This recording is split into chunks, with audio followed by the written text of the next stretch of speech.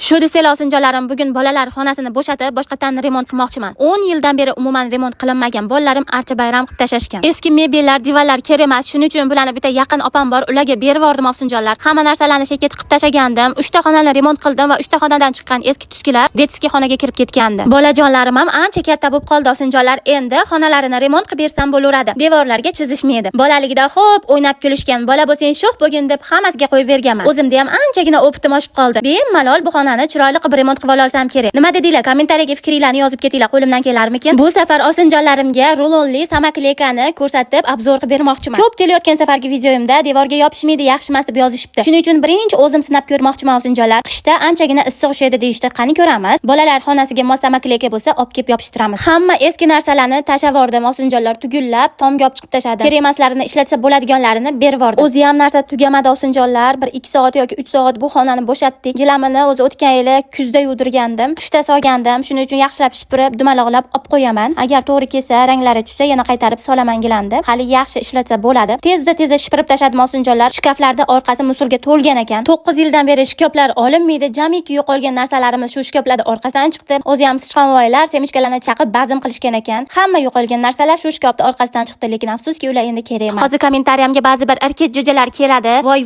musor bosib ketgan ekan, iflos ekan deb yozib ketishlari mumkin, aniq bilaman. 10 yil avval o'rnatilgan shkafingizda bir ko'tarib tagini tozalasangiz, menikiga 10 barobar axlat chiqsa kerak. Shunchaki men hamma narsani boricha va haqiqatda gapirib video qilaman. Shu joyda osinjonlarim deb serdechkani chizib, ishlarimni boshlab yubordim. Osinjonlarim birinchi o'rinda aboy magazinga borib, samakleshi aboylarni bittalab ko'rib chiqdim. Hattoki sizlarga obzor ham qildim. Qo'limda yopishtirib ko'rdim, yopishmadi. Bolalar xonasiga desam, shunaqalarini tavsiya qilishdi. Barakali va bittaga devorga yopishadi. Kley yopishtirib yurmaysiz. 3-4 yil zo'r xizmat qiladi deb tavsiya qilishdi. Qani ko'ramiz, sinab ko'ramiz. Agar yo'qsa osinjonlarimga ham tavsiya qilaman deb olib keldim. Bitta rulonini 280 mingdan oldim. Mana shu xonaga 4 ta rulon ketar ekan. Men barakali ishlataman. 3 ta rulon olib keldim. Agar yetmasa yana olib kelaman. Burchaklarini yaxshilab moslab, malyarskiy pichoqda kesib oldim osinjonlar. Shunchaki orqasidagi salafanni olib tashlab devorga yopishtirdim. O'zi ham bittaga yopishib qolib chiqib ketmadi. Birinchi qiyshiq yopishtirib qo'ygan ekanman. Xullas zo'r ekan osinjonlar, sizlarga ham tavsiya qilaman. O'zingiz bemalol yopishtirib olsangiz bo'ladi. Ikkala farzandim ham o'g'il bo'lganligi uchun shu rangini tanladim. Juda ham ko'p rejalarim bor bu xonaga osinjonlarim. Bugun bittagina listini yopishtirib ko'rdim. O'xshaydimi, o'xshamayaptimi deb. Endi remont ertaga davom ettiramiz osinjonlar. Videoni davomi qiziq bo'lsa, bolalar xonasi qanaqa chiqishini ko'rmoqchi bo'lsangiz, albatta meni sahifamga obuna bo'lib, istoriyalarimni kuzatib boring. Chunki istoriyalarda har bitta jarayonni o'rgatib borganman. Like bosib qo'yishingizdan chiqmasin.